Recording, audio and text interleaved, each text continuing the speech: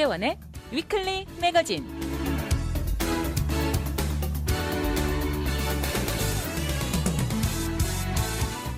안녕하세요. 위클리 매거진의 문대원입니다. 최근 학회로 오랜만에 동부를 다녀왔습니다. 여기서 흔히 느껴보지 못하는 전형적인 봄 날씨를 만끽한 것입니다. 기대치도 못했던 한낮의 비로 온몸이 폭삭 젖는 경험도 하면서 진정 다른 곳에 왔다는 기분도 들었습니다. 90년대 초 뉴욕에서 2년 동안 살았던 적이 있음에도 이번에 가본 동부에서 저는 전형적인 여행자였습니다. 신호등 빨간불에 서 있는 보행자는 오로지 저 혼자였고 다른 사람들은 차만 오지 않는다면 신호등 색깔에 무관하다는 듯 바삐 건너는 것이었습니다. 그리고 보면 제가 뉴욕에 살 당시 저도 그랬던 기억이 다시 살아났습니다. 아무튼 오랜만에 방문한 필라델피아 학회에서 여러 명 모교 친구들, 또 이 분야 많은 동료들과 만남, 그리고 최첨단 프레젠테이션들을 듣고 나니 새로운 에너지가 넘쳐나는 것 같습니다.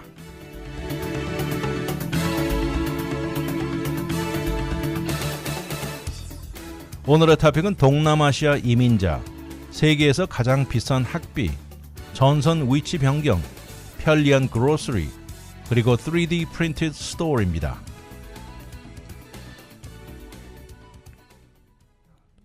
우리가 흔히 한국, 일본, 중국 그러면 극동아시아 국가, Far East라 그러죠. 그런데 여기에 비해서 동남아시아 국가, 이렇게 South East Asia 그러면 대표적으로 베트남, 캄보디아, 라오스 등이 생각이 듭니다. 그런데 요새 LA와 오렌지 카운티에 거주하는 상당수의 동남아시아 이민자들이 불안에 떨고 있습니다. 이유는 추방 위기에 불안해하고 있는 현실인데요. 최근 들어서 상당수의 캄보디안, 라오시안 그리고 비et나미즈 이민자 중 추방 명령이 사실 지난 수년간 유지되던 것에서 이젠 변했습니다. 이제는 트럼프 정부가 추구하는 추방 명령 숫자를 채우려는 의지에 희생되는 현실로 변한 것이죠. 이것에 해당되는 사람들은 어떤 사람들일까요? 주로 미국에 도착한 이후에 범죄를 저질러 유죄 판결을 받은 사람들로 인해서 이 사람들은 감옥 생활을 다 마치고 나오는 순간 미국에서 추방되는 사람들입니다. 그런데 현실적으로 대부분의 케이스에 아이스는 그동안 이것을 이행하지 않아 왔는데요. 그 이유 중에 큰 것은 이 상당수 이민자들이 미국에서 거주해온 횟수가 길어지면서 사실 이들이 떠나온 모국에서도 그들을 시민으로 인정하지 않는 데서 오는 이유였습니다. 추방 절차를 그래서 진행하지 않아온 케이스들이 대부분이죠. 그냥 계속 미국에서 살게 해준 격이죠. 이렇게 이런 사람들은 미국에 머무르면서 살게 허용을 하되 한 가지 조건이 있습니다. 정기적으로 아이스에 보고하면서 지금 살고 있으면서 어떤 문제도 일으키지 않고 있고 잘 일하고 있다는 것을 보고해야 하는 것이죠. 이런 정기적인 체크인이라 그러는데 경우에 따라서는 한 달에 한 번 하는 것으로 시작되는데 시간이 점점 지나갈수록 자연스럽게 1년에 한 번 정도 이렇게 정착하게 됩니다. Asian Law Caucus 단체에 의하면 15,000명 조금 넘는 숫자의 이 라오시안, 캄보디안, 비et나미즈 국민들이 이런 상황에 놓여 있다 이렇게 말을 합니다. 그런데 이 세 국가 상황이 조금씩 다른데요. 캄보디아 같은 경우에는 2002년 미국 정부와 송환, Repatriation Agreement에 동의한 상태로 그 이후 약 1,000명 정도 캄보디안이 송환되었다고 나와 있고요. 그런가 하면 라오스는 현재 미국 정부와 이런 동의 상태가 없는 상태지만 현재까지 아이스는 대규모의 이 라오시안을 겨냥한 추방 작전을 거행한 적은 없습니다. 아이스가 내놓은 숫자를 보면 추방 대상이면서 미국에 거주하고 있는 라오스 사람이 약 4,800명 선으로 추산합니다. 베트남 정부는 지난 2008년 동의에 합의했는데 현재 추방 대상 베트남인이 약 8,600명 선으로 추산하고 있습니다. 이런 현실에 에이션 로 커커스의 변호사인 리앤 펠더 하임 씨는 말합니다. 요새 많은 사람들이 이제 정규 체크인을 두려워한다 이렇게 하면서요. 그렇지만 지난 수년 동안 해온 대로 의무적으로 요구되는 모든 절차를 따를 것이지만 요새 뉴스에 접하는 내용들을 접하면서 우려가 앞선다는 것이죠. 실제 최근 아시아 단체들은 LA와 오렌지 카운티 지역에 최소한 17명이 정규 체크인하러 들어갔다가 이 과정에서 구금되고 추방이 내려진 것을 보도했습니다. 이 모든 사람들이 미국에서 수십 년 동안 살아온 사람들이라면서 이렇게 구금되고 추방되는 것은 이 커뮤니티와 가족들을 모두 파괴하고 흐트러 놓는 결과를 가져온다고 강조합니다. 사실 우리도 잘 아는 거지만 이 오렌지 카운티야말로 사이공이 무너지고 이 가장 많이 분산된 디아스포라 베트남 난민들이 몰려 사는 곳이죠. 이곳에서 리틀 사이공을 형성하고 10만 명이 넘는 비etnamese 아메리칸이 거주하는 지역이 됐습니다. 거기다 캄보디아인이나 라오스인들도 수천 명이 넘는 숫자가 LA 지역에 정착해서 새 터전을 마련했죠. 말씀드린 대로 1975년 4월 30일 이 사이공은 무너지고 150만에서 200만 명 정도의 베트남 난민이 해외로 떠난 결과를 가져왔습니다. 그리고 이어진 두 번째 파도처럼 장기적인 이민이 1978년에서 1990년대까지 이어진 것이죠. 사실 베트남뿐만 아니라 대부분의 동남아시아 난민들은 어린 나이에 이쪽으로 온 숫자가 많습니다. 이렇게 어린 나이에 미국에 오게 돼가지고 하루아침에 완전히 다른 세상과 문화에 적응을 했어야 했죠.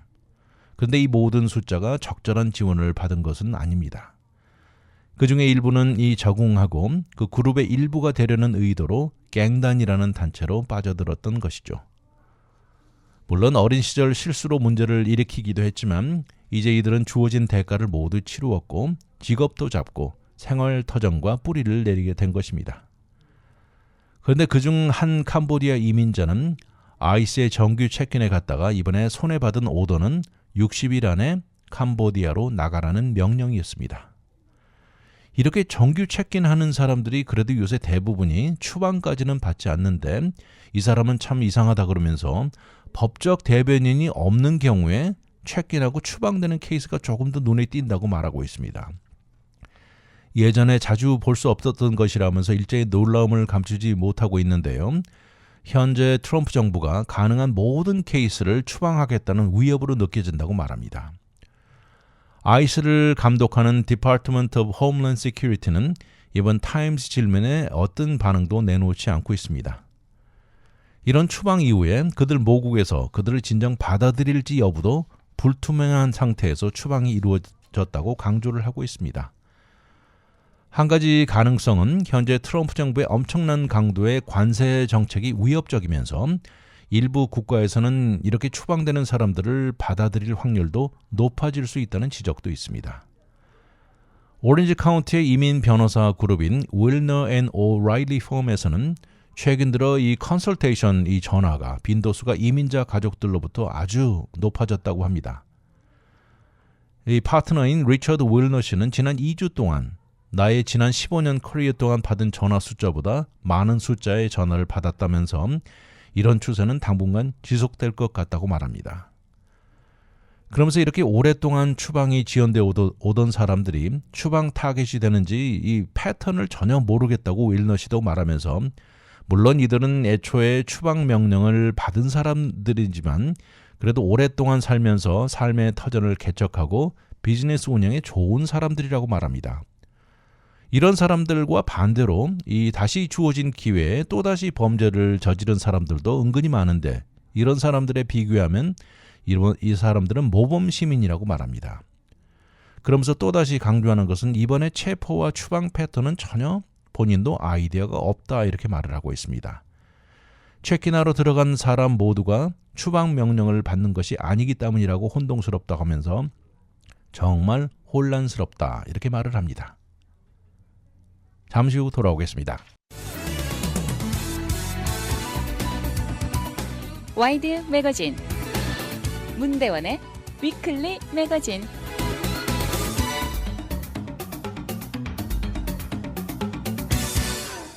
세계에서 학비가 가장 비싼 곳이 어딜까요? 바로 이곳 미국 대학들입니다. 세계에서 가장 학비가 비싼 나라 1등으로 미국이 올라 있는데 이로 인해서 재학 당시에 빌렸던 스튜던트 론을 제대로 갚지 못하는 숫자는 매년 늘어나고 이 전체 달러 액수는 천문학적인 수준이죠. 이제 팬데믹으로 지난 5년간 론 갚아가던 것을 중단해 주던 것이 끝나면서 현재 페이먼을 제대로 하지 못하는 숫자는 엄청나게 늘어나고 있습니다. 무려 530만 명 이상이라고 나와 있는데요. 이들은 제대로 갚지 못해서 앞으로 디폴트 위기에 처해 있다는 것입니다. 이제 5월 5일부터 연방 론을 갚지 못해 디폴트 상태에 들어가고 컬렉션에 들어간다는 것이죠. 그리고 갚지 않는 사람들이 이 돈을 뺏어오기 위해서 버는 임금을 압류하는 웨이지 가니싱도 이번 여름부터 시작될 것이라고 발표하고 있습니다. 일반적으로 연방 스튜던트 론은 스케줄된 페이먼트를 못하는 경우가 270일 넘어가면 디폴트에 들어갑니다. 이 디폴트는 딜링퀀시와 다르다고 하는데요. 딜링퀀시는 이것은 페이먼트이 90일이 지나면 이 크레딧 뷰로에 보고되는 것이고 전문가들 말에 의하면 이 디폴트와 딜링퀀시는 차이가 있다고 합니다. 디폴트는 크레딧 점수에 치명적으로 작용하면서 또 미래에 추가로 돈을 빌려야 하는 경우가 생긴다면 불가능하게 되죠. 론이 만약 디폴트가 아니고 딜링퀀시에 있는 경우라면 몇 가지 옵션이 제공되는데요. 인컴에 의존해서 페이먼트를 하는 옵션도 있고 페이먼트를 미루어주는 deferment이나 forbearance라는 것이 있습니다. 그리고 또 public service loan forgiveness라는 탕감 옵션 등이 있다고 합니다. 그렇지만 일단 디폴트가 되고 나면 위에 말한 모든 옵션들은 더 이상 적용이 되지 못합니다. 그렇다면 디폴트에서 벗어나는 방법은 없을까요? 여기 세 가지 방법이 나와 있는데 첫 번째는 론 전체를 다 갚아버리는 것인데 이것이 가능한 사람이라면 애초 디폴트에 들어가지도 않았겠죠. 그래서 대부분의 경우는 두 가지 방법이 해당되는데요. 바로 한 가지는 consolidation, 두 번째는 rehabilitation입니다. 두 가지 방법 각각 장단점이 있는데요. 이 loan rehabilitation은 몇 달 동안 기간이 걸리고요. loan consolidation은 신속하게 신청이 가능합니다. 그렇지만 반대로 rehabilitation은 이 consolidation이 주지 못하는 것을 제공하기도 합니다. 첫 번째로 그렇다면 rehabilitation을 진행하려면 먼저 론을 빌려준 렌더에게 연락해야 합니다. rehabilitation을 얻는데 정확한 절차는 그 론의 타입이라든가 그리고 렌더가 누구냐에 달려있죠. 그렇지만 일단 공통적으로 본인이 의도적으로 먼저 본인이 능력이 되는 만큼 9달 동안 매달 꼬박꼬박 페이먼트를 해야 합니다. 그러나 반대로 능력이 되지 않거나 페이먼트를 하지 않으려는 사람의 경우라면 임금을 압류하는 위에 말한 wage garnishment 아니면 세금 보고하는 데서 tax refund에서 빼가는 방법도 있습니다. 그렇지만 앞에 말한 대로 좋은 의도로 본인이 의도적으로 요구되는 9달 동안 페이먼트를 하고 나면 론은 더 이상 디폴트가 아닌 상태가 되는 것이죠. 이렇게 영어 단어 rehabilitation이라는 단어가 이 복직, 복권의 의미죠. 이렇게 되고 나면 론으로부터 디폴트 상태가 없어지고요. 또 그동안 혹시 wage garnishment가 진행되고 있었다면 이것도 중단됩니다. 그러고 나면 앞에 말한 대로 deferment이나 forbearance 또 다양한 payment plan 등 이 론 하기 전에 본인에게 주어진 권리도 회복되는 것이죠. 크레딧 히스토리에서 디폴트 기록은 없어지는 것인데 그렇지만 론 페이먼이 late이라는 이 기록은 얼마 동안은 여전히 남아있을 것입니다. 한 가지 디폴트에서 다행히 rehabilitation을 얻은 후에는 그 다음에 또 론 디폴트가 반복해서 또 일어난다면 더 이상 rehabilitation은 불가능하게 됩니다. 다음은 consolidation 옵션인데요. 이 디폴트에서 벗어나는 또 다른 방법인데 이렇게 새로이 consolidate한 된 론으로 페이먼트 내지 못하고 가지고 있던 학생 론을 대체해서 갚아버리는 것이죠. 근데 한 가지는 그동안 쌓인 이자도 밸런스에 합쳐지면서 결국에는 더 높은 액수를 갚게 되는 것이죠. 이렇게 디폴트된 학생 론을 합쳐서 새로운 론으로 하는 과정인데 이러기 위해서는 새로운 론을 갚겠다는 동의와 약속으로 해야 되고 인컴에 의존된 페이먼트, 인컴 드리븐 리페이먼트 플랜에 도달해야 됩니다. 그렇지 않으면 컨솔리데이션이 시작되기 전에 본인이 의도적으로 3달 동안 full monthly payment을 하고 나면 이 컨솔리데이션이 되는 것이죠. 두 가지 방법입니다. 여기서 3달 동안 페이먼트를 하는 경우에 이 한 달에 얼마 내야 되는지 액수는 론을 빌려주는 곳에서 결정하게 됩니다. 이렇게 consolidation을 얻게 되면 이 앞에 말한 첫 번째 rehabilitation 경우와 달리 디폴트 기록이나 late payment 기록은 이 크레딧 히스토리에서 사라지지 않습니다. 다시 말해 연방 론을 제때 갚지 못해 디폴트가 되었다면 절대 이것을 벗어나는 데 모든 것을 집중해야 합니다.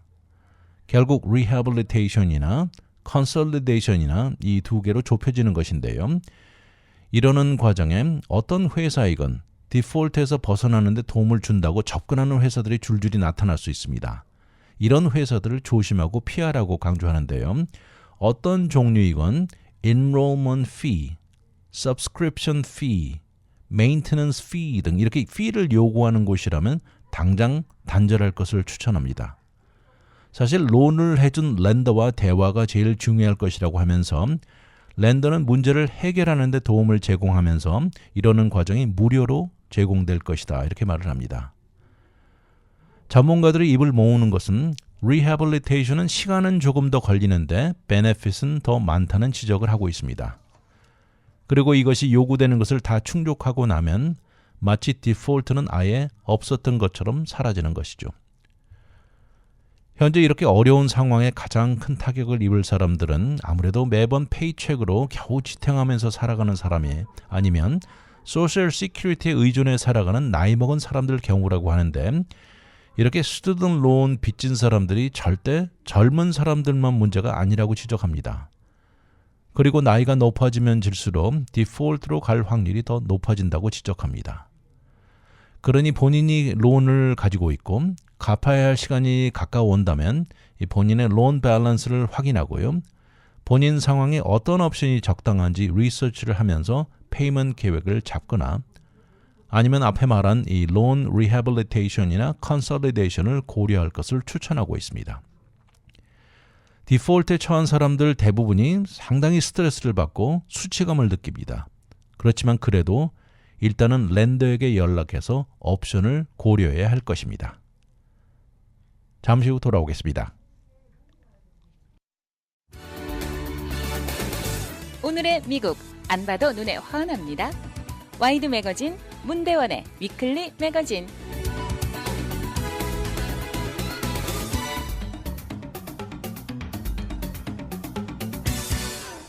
지난 1월 7일이었죠. 끔찍했던 캘리포니아 산불 두 군데 중 하나인 알타디나 산불 원인이 지금 조사 중인 가운데 그중에 유력시 되고 있는 원인으로 서던 캘리포니아 에디슨 전선기구 스파크가 떠오르고 있습니다.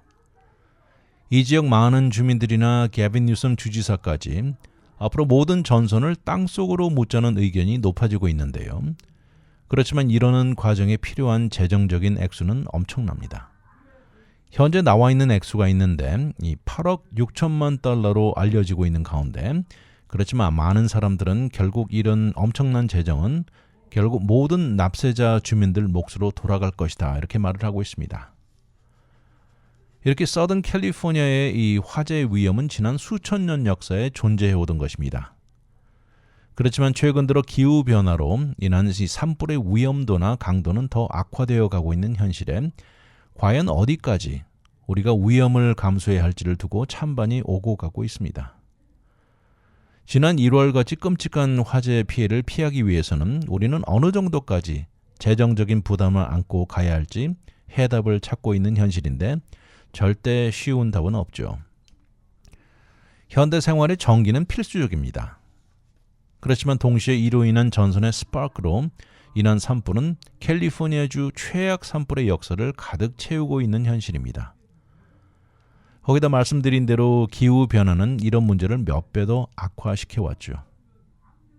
건조한 기간은 점점 더 길어지고 있고요. 그러면서 산타나 바람이 부는 시즌과 겹칠 때까지 건조한 상황이 연결되고 있습니다. 이런 현실이다 보니까 이 모든 전기, 전선을 땅 밑으로 묻자는 아이디어는 비교적 최근 들어 떠오르는 컨셉입니다. 사실 전선이 땅속으로 들어가는 것은 전통적으로 이유가 있는데 아무래도 이렇게 쭉 나와서 늘어져 있는 전기줄이 보기 싫은 이 미적인 에스테틱 이유가 가장 크거나 또는 기후 조건 등 다양한 이유로 전기줄을 지상에 설치할 가능성이 전혀 없는 경우 사용되어 오던 방법입니다. 그러나 이 유틸리티 회사들이 전선을 묻기 시작한 것은 이 바로 PG&E 기억나시죠? 로 인한 화재로 이후부터인데 2018년 PG&E 전기 스파크로 일어난 캘리포니아 역사상 최악의 희생자와 손실액을 기록했던 캠프파이어 기억나시죠? 그 이후 시작된 변화입니다. 그리고 이어지는 끊임없는 산불이 일어날 때마다 지하로 전선을 묻어야 한다는 의견은 점점 더 강해져 왔죠. 지난 1월 이튼과 팰리세이드 산불 이후 주정부 차원의 150 서킷 마일 길이의 전선을 지하에 묻자는 움직임이 시작됐습니다. 이번 이튼 산불과 팰리세이드 산불 지역에 이런 변화가 들어가는 경비로 8억 6천만에서 9억 2,500만 달러 예상 액수입니다. 거기다 팰리세이드 지역을 담당하는 DWP 역시 4,000개 전선을 지하로 묻는다고 하면서 각 전선당 1,400만 달러 경비가 들어갈 것이라고 추정하고 있습니다. 이 모든 계획의 디테일 정보는 아직도 개발 단계 중인데요. 서던 캘리포니아 에디슨과 DWP 모두 주정부와 연방정부 도움을 요청하고 있는 상황입니다. 산불을 방지하는 차원의 4가지 전략이 널리 알려져 있다고 하는데요. 첫 번째는 위험한 컨디션이 생기면 파워가 자동으로 셧오프 되는 이것인데 에디슨 회사 경우에도 이번에 바람이 시속 60마일 이상 올라가면 파워가 셧오프 되게 되어 있습니다. 두 번째는 화재 위험도가 높은 지역에 풀들을 제거하는 vegetation management입니다. 이것은 풀들을 제거하거나 파워라인에 가까이 자라는 것을 막는 것도 포함되어 있죠. 또 세 번째는 전선 주위의 모든 인프라스트럭처를 화재에 저항하는 재료로 만드는 것입니다. 그리고 네 번째가 바로 전선을 땅 밑으로 묻는 것. 이렇게 4가지죠. 그렇지만 지금 이렇게 늘어져 있는 존재하는 모든 전선을 지하로 묻는다는 것은 불가능하죠. 각각 상황과 위치에 따라 다르다는 것이죠. 물론 위험도가 높은 지역은 땅속으로 묻는 것이 제일 최고 방법이겠죠. 그렇지만 모두 경비가 연관되어 있는 문제죠. 현재 나와 있는 에스티메이트를 보면 1마일당 300만에서 500만 달러라고 나와 있는데 지하로 묻는 방법은 다른 전선을 화재 방지자를 담는다든가 다른 방법에 비교해서 훨씬 더 비싸고 그래서 이것이 제일 큰 걸림돌입니다. 그리고 걸리는 시간도 가장 깁니다. 근데 한 가지는 일단 땅속에 전선이 묻히고 나면 정기적인 메인테넌스는 한층 더 적게 든다는 것도 강조되고 있습니다. 이런 상황에서 이번에 불이 나서 많은 지역이 전소된 알타디나 지역이나 팰리세이드 지역에 이 전선을 땅에 묻는다는 것은 현재 모두 거의 다 타버린 상태이기 때문에 어차피 새 걸로 교체해야 되는 이유로 이 묻는 일이 생각보다 복잡하지는 않을 것이라는 의견도 있습니다. 그렇다면 이거 말고도 다른 방법은 전혀 없을까 하는 생각이 드는데요.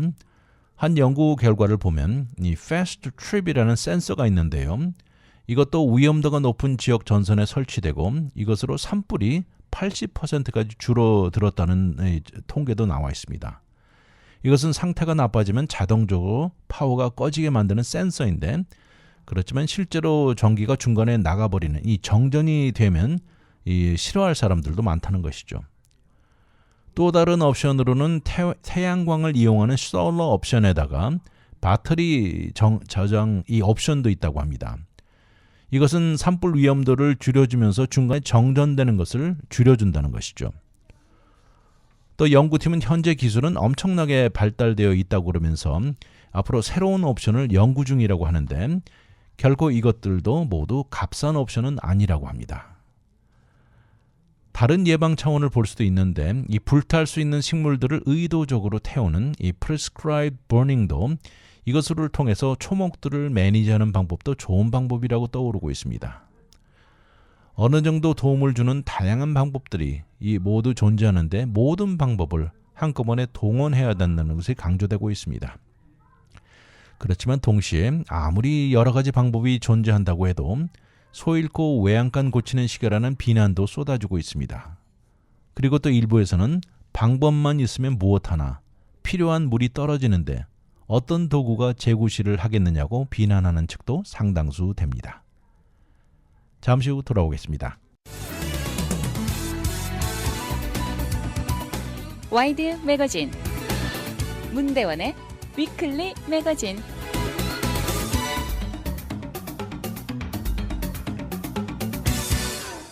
아주 바삐 사는 현대인들이죠.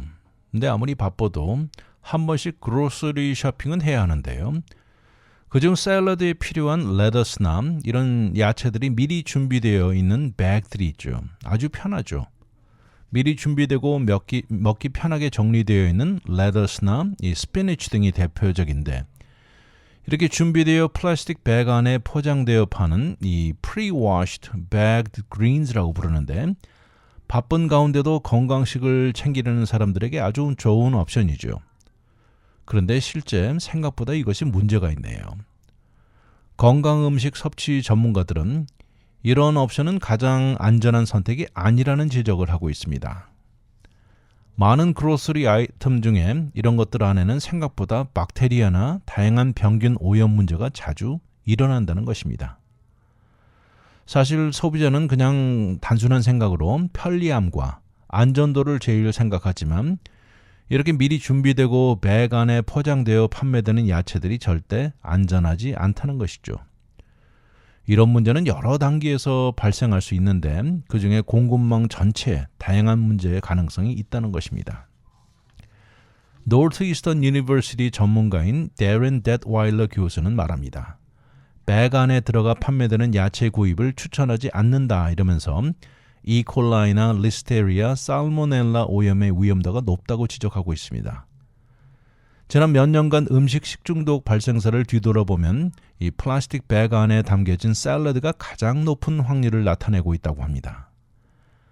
결국 많은 소비자들 식중독에 입원까지 이어지고 심한 경우에는 신장 문제까지 동반한 적이 많다는 것입니다.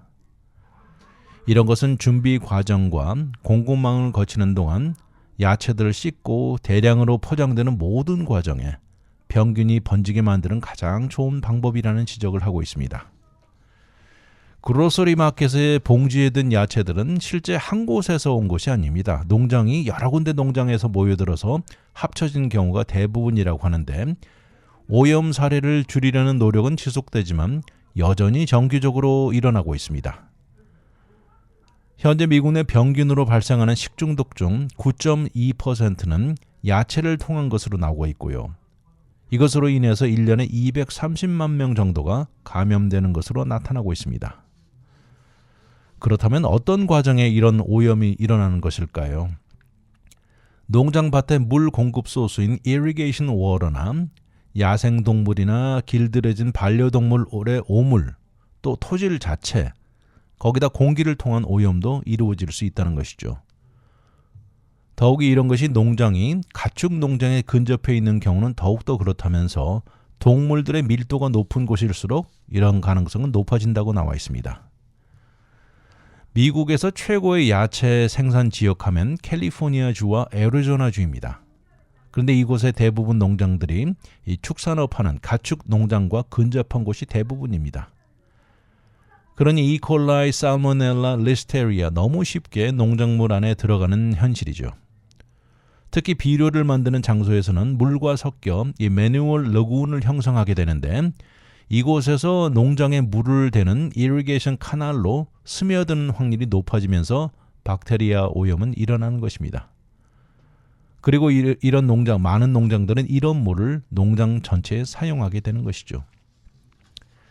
그렇게 해서 야채를 수확할 때 수확 시기가 오면 레터스나 박테리아 간의 접촉이 이루어지고 이어지는 사람들의 손질 과정, 오염된 장비들, 그리고 운반 과정 등 오염 확률은 엄청나다는 것입니다. 이렇게 해서 가공 공장에 도착하면 수많은 농장에서 모여든 야채들, 이 플라스틱 백 한 군데 함께 들어가면서 모두 오염되는 결과가 일어나죠. 이렇게 모여든 모든 야채는 사실 편리함, 이런 효율성 때문에 이 센트럴 위치 가공 공장에서 포장되고 분배되는 것입니다. 편리하고 효율성은 높을지 몰라도 안전도를 생각하면 좋은 옵션은 절대 아니라는 지적이죠.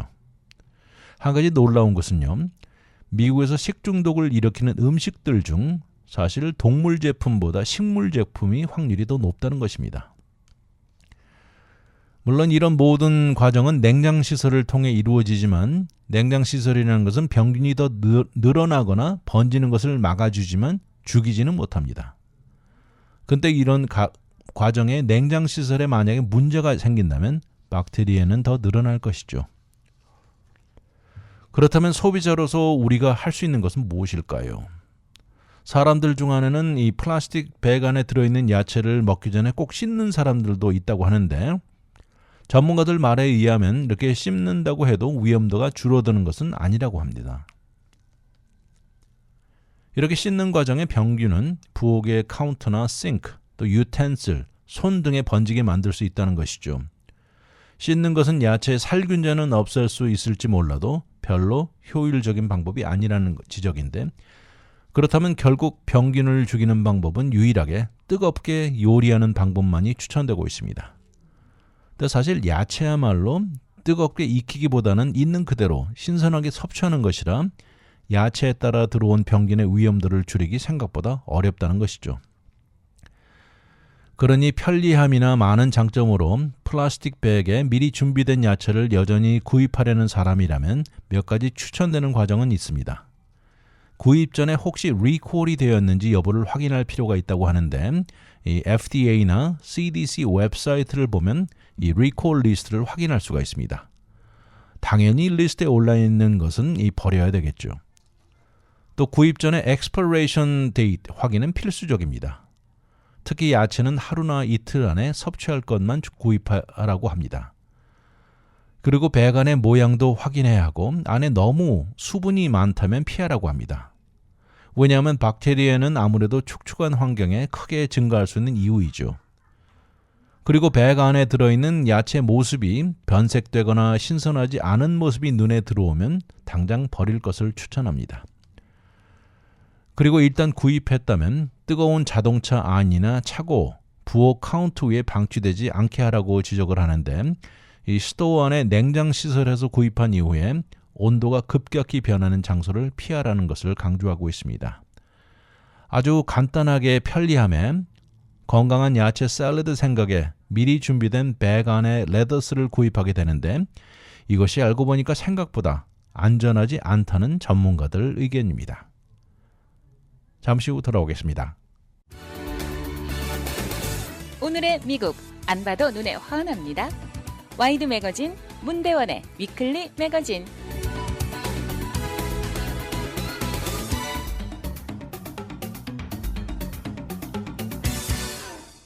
여러분 3D 프린팅 그러면 뭔지 아시죠? 요새는 프린트도 3차원 입체로 프린트하는 것인데 요새 3D 프린팅이 많은 곳에 다양한 용도로 사용되고 있습니다. 이전에 상상도 하지 못했던 것들이 디지털 시대를 맞이하면서 많은 일을 놀랍게도 간단히 해결하게 변했는데요. 이번 이야기는 3D 프린팅을 이용해서 건물이 지어지고 그것도 상업용 스토어를 만들어낸 것입니다. 이번에 지어진 새 스토어는 다름 아닌 스타벅스 매장인데요. 바로 텍사스주의 브라운스빌에 들어선 매장입니다. 이건 역시 스타벅스 매장 중 최초로 3D 프린트된 매장인데 이것은 드라이브-스루만 되는 스토어입니다. 이것을 통해 앞으로 들어설 많은 공사가 이런 식으로 들어설 가능성이 높다는 지적도 나오고 있습니다. 거대한 자이언트 사이즈 3D 로봇 프린터는 콘크리트 레이어를 프린트해냈고요. 1400 스퀘어풋 정도 사이즈의 스토어 공사에 모두 사용된 것입니다. 이것은 지난 사실 수년간 이어지는 스타벅스의 현대화 운영 노력과 경비 절감 차원에서 이루어진 결정입니다. 과연 3D 프린팅으로 지어진 이 스타벅스 매장, 경비 절감을 가져올지 두고 볼 일입니다. 이번 공사는 독일 회사인 Peri-3D가 공사를 담당했는데요. 말씀드린 대로 아주 거대한 자이언트 사이즈 3D 프린터로 이 콘크리트 구조를 만들어냈는데 텍사스주의 빌딩 퍼밋을 내주는 Department of Licensing and Regulation에 의하면 이번에 스타벅스 매장 공사비로 120만 달러가 들었다고 나와 있습니다. 일반적으로 풀 사이즈 식당 공사비는 약 200만 달러 정도 든다고 하면서요. 이 스타벅스 정도 되는 적은 규모 퀵 서브 식당은 좀 덜 드는 편이라고 나와 있습니다. 전문 기관인 KRG Hospitality가 말하는 것을 보면 이런 퀵서브 식당을 짓는데 보통 한 스퀘어풋당 $535로 나와 있고 이것을 1,400 스퀘어풋으로 곱하면 정도 사이즈 식당 짓는데 $74만 9천 계산이 나오죠. 그러니까 이것은 3D로 짓는 $120만 보다 저렴하다는 숫자가 나오는 것입니다. 이번에 3D로 짓는 방식은 최초로 도입된 것인데 이런 방식을 점점 더 활용하다 보면 아무래도 효율성이 높아질 것이고 경비도 다소 줄어들 것이라고 지적을 하고 있습니다. 이렇게 3D 프린트 방식으로 건축이 이루어지는 방법은 요새 많은 빌더들이 도입하고 있는 추세인데요. 이 중에 텍사스주의 오스틴시 외곽의 조지타운이라는 마을이 있습니다. 이곳에 최근에 100채 들어서는 커뮤니티가 형성됐는데 이 전체가 3D 프린팅으로 지어졌습니다. 이곳 빌더는 아주 유명한 회사죠. 러나라는 회사가 지었는데 그들 안에서만 보아도 경비는 점점 줄어들고 있다고 말합니다. 이 러나 회사의 CEO인 스튜어트 밀러 씨는 3D 프린팅을 도입한 이후에 비용과 걸리는 사이클 전체가 절반으로 줄어들었다고 말합니다. 전국에서 두 번째로 큰 이 홈빌더인 레나는 2년 전에 3D 프린트 회사와 손을 잡았습니다. 이렇게 해서 프로젝트 시작을 2022년 시작했는데 그때 당시에는 40피트짜리 로봇 프린터 2개로 시작했습니다. 그런데 불과 2년이 지나고 이제는 프린터가 11개로 늘어나면서 프린팅 하는데 걸리는 시간도 절반으로 줄고요. 일주일에 집을 2채씩 찍어낸다는 것입니다. 그리고 이들이 분석한 바에 의하면 프린터 기계 하나가 15명의 노동자가 해내던 일을 완벽하게 해내고 있고 이 프린터야말로 하루 24시간 오퍼레이션이 가능하다 이렇게 말을 합니다. CEO인 밀러 씨는 이제 텍사스주에서 두 번째 커뮤니티 프로젝트를 계획 중이라고 말하면서 이번에는 200채가 들어설 것인데 조지타운에서 얻어진 소중한 정보들로 더 추가로 빨리 지어질 것을 확신하고 있습니다. 우리는 경비가 눈앞에서 줄어드는 것이 보인다고 말을 하면서 엄청난 임프루브먼트라고 입을 모으고 있습니다. 거기다 현재 진행 중인 관세 전쟁 가운데 이번에 프린트하는 데 들어간 콘크리트 재료들 모두 미국 안에서 구입되었다고 말을 하면서요. 앞으로 현재 주어진 모든 환경에 전망이 좋다고 말합니다. 밀러 씨는 3D 프린팅을 보면서 엄청난 변화라고 말을 하면서 주택시장에 혁신적인 변화를 가져올 전망이라고 합니다. 주어진 환경에 한층 더 적응할 수 있고 기능 면에서도 오히려 더 앞서고 가격대도 한층 더 어포더블한 데다 마켓 상황에 한층 더 맞는 변화가 될 수 있을 것이라고 자신만만하게 말하고 있습니다. 요새 정말 모든 종류 건설에 들어가는 재료 비용은 하늘 높은 줄 모르고 치솟고 있죠. 2023년 공사 비용 데이터 트래킹을 하는 고리안이 회사가 내놓은 리포트를 보면 2020년에서 3년 만에 공사 머티리얼 중 82.5%가 모두 증가했습니다. 거의 다 증가했다는 것이죠. 근데 평균 오른 폭은 19% 이상 선이라는 것입니다. 그리고 앞으로 추가로 오를 것을 내다보고 있습니다. 이런 상황이다 보니까 오히려 3D 프린팅이 더 각광을 받고 있는데요. 가격도 저렴하지만 한층 더 빠릅니다. 다시 말해서 프로젝트를 완성하는 데 들어가는 시간이 줄어들면서 이 노동력에 들어가는 비용도 따라 줄어들 것입니다. 월드 에코노믹 포럼에 의하면 3D 프린팅으로 공사 비용은 이런 전통적인 방식에 비교해서 불과 30% 정도라는 수준일 것이라고 전망하고 있습니다. 이렇게 3D 프린팅의 모멘텀이 공사 목적으로 사용되는 것이 점점 더 가율되고 있으면서 걸리는 시간을 줄여주고 경비는 한층 더 저렴할 수 있다는 강력한 장점들로 인해서 모든 종류의 컨스트럭션이 이 안에 깊숙이 자리 잡을 것으로 전망하고 있습니다. 이런 것은요, 사실 주택 건설을 넘어서 일본 같은 경우를 보면 3D 프린팅으로 기차역이 지어졌고 앞에 말한 독일 회사 페리 3D도 유럽과 독일 안에 15개 건설 프로젝트를 완성했습니다. 이렇게 3D 프린팅은 주택 건설을 넘어서 이번 케이스처럼 식당 공사에도 동원되고 있습니다. 심지어 3D 프린트 가구까지 나오고 있을 정도입니다.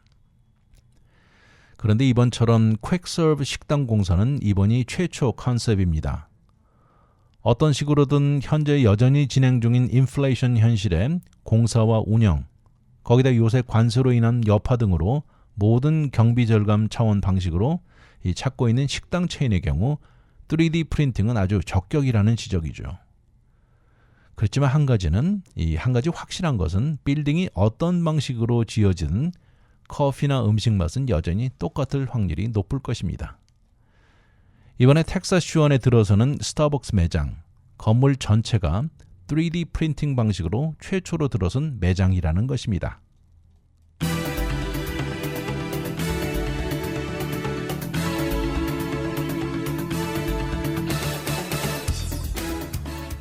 (3차원) 프린팅 기술의 적용은 무궁무진하다는 생각을 하게 만듭니다. 이제는 단순히 입체적 프린팅을 한참 넘어 건물을 짓는 데 필수적인 존재로 자리 잡아가고 있는 느낌입니다. 텍사스주에 100채가 들어가는 한 주택단지가 모두 3D 프린팅으로 지어지고 이제는 상업용 스토어들에게도 적용이 되고 있습니다. 그 중에 스타벅스 매장이 이런 방식으로 지어지면서 눈길을 끕니다. 시간적 차원에서나 경비 차원에서 많은 장점을 가져올 것으로 전망되는 가운데 앞으로 점점 더 많은 식당들도 관심을 보이고 있습니다. 그러나 어떤 방식으로 건설되었든 무관하게 한 가지 변하지 않는 것은 바로 커피 맛입니다. 위클리 매거진은 인터넷을 통해 다시 들을 수 있습니다. radiokorea.com에 들어와 다시 듣기를 누르시고 편안한 시간에 들으십시오. 또한 위클리 매거진을 유튜브에 들어와 RKTV 1540을 통해서도 들을 수 있습니다. 지금까지 위클리 매거진 진행의 문대원이었습니다. 감사합니다.